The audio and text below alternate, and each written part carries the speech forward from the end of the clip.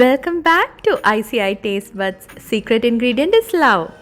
എല്ലാവരും സുഖമായിട്ടിരിക്കുന്നെന്ന് വിശ്വസിക്കുന്നു. ഇന്ന് ഞാനിവിടെ നമ്മുടെ ഏറ്റവും ട്രെൻഡിങ് ആയിട്ടുള്ള മെറ്റിൽഡ കേക്കിൻ്റെ റെസിപ്പി ആയിട്ടാണ് വന്നിരിക്കുന്നത്. Metilda chocolate cake. അപ്പോൾ നമുക്കിതെങ്ങനെയാണ് തയ്യാറാക്കിയെടുക്കുന്നതെന്ന് നോക്കാം. ആദ്യം തന്നെ നമുക്ക് ചോക്ലേറ്റ് കേക്ക് തയ്യാറാക്കാൻ ഒരു മുട്ട, റൂം ടെമ്പറേച്ചറിലുള്ള ഒരു മുട്ട ബൗളിലെടുക്കുക.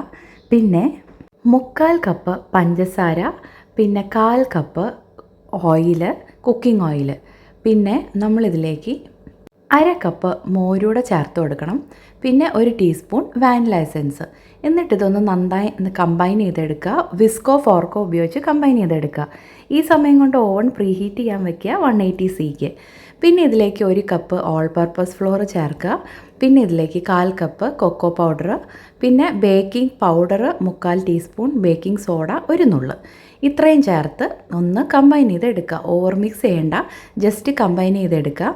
പിന്നെ ഇതിലേക്ക് നമ്മൾ 1/2 കപ്പ് ചൂടുള്ള വെള്ളത്തിലേക്ക് 1/4 ടീസ്പൂൺ കോഫി പൗഡർ മിക്സ് ചെയ്തെടുത്ത് ഇതിലേക്ക് ചേർത്ത് കൊടുത്ത് നമ്മൾ ഒന്ന് കമ്പൈൻ ചെയ്തെടുക്കണം. ചൂടോടെ തന്നെയാണ് ചേർക്കേണ്ടത്.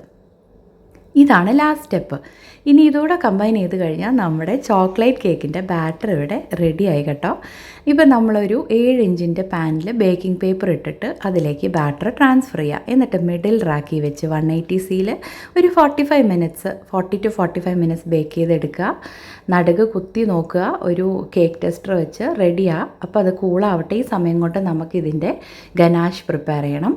ഇതിനായിട്ട് നമ്മൾ 100 gram semi sweet choco chip അല്ലെങ്കിൽ plain chocolate, 100 gram whipping cream, പിന്നെ ബട്ടർ 2 ടേബിൾ സ്പൂൺ. ഇത് മൈക്രോവേവോ ഡബിൾ ബോയിലോ ചെയ്ത് ഇതുപോലെ നന്നായി കമ്പൈൻ ചെയ്തെടുത്ത് റെഫ്രിജറേറ്റ് ചെയ്യുക ഒരു 30 മിനിറ്റ്.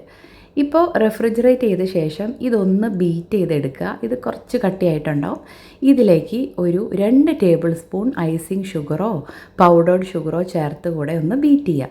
ഇനി നമ്മുടെ കൂളായ കേക്ക് 2 ലെയറായിട്ട് കട്ട് ചെയ്ത് അതിലേക്ക് നമ്മൾ തയ്യാറാക്കിയിട്ടുള്ള ഈ ഗനാഷ് ഒന്ന് സ്പ്രെഡ് ചെയ്ത് കൊടുക്കുക.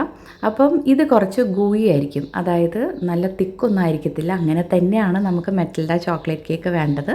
ഇത് കംപ്ലീറ്റ്ലി സ്പ്രെഡ് ചെയ്ത ശേഷം ഇതൊന്ന് റെഫ്രിജറേറ്റ് ചെയ്യുക. ഒരു 30 മിനിറ്റ് ആയാലും മതി. ഇനിയിപ്പോൾ റെഫ്രിജറേറ്റ് ചെയ്തില്ലെങ്കിലും മുറിക്കാം കേട്ടോ. ഇപ്പം ഞാൻ അരമണിക്കൂർ റെഫ്രിജറേറ്റ് ചെയ്തു. ഞാൻ മുറിച്ച് കാണിച്ചു തരാമേ. അപ്പോൾ ഇത് യൂഷ്വലി സെർവ് ചെയ്യുന്നത് ഈ ഒരു പീസ് ഇങ്ങനെ മുറിച്ചെടുത്തിട്ട്, കണ്ടോ എന്ത് യമ്മി ആയിട്ടായിരിക്കുന്നതെന്ന്.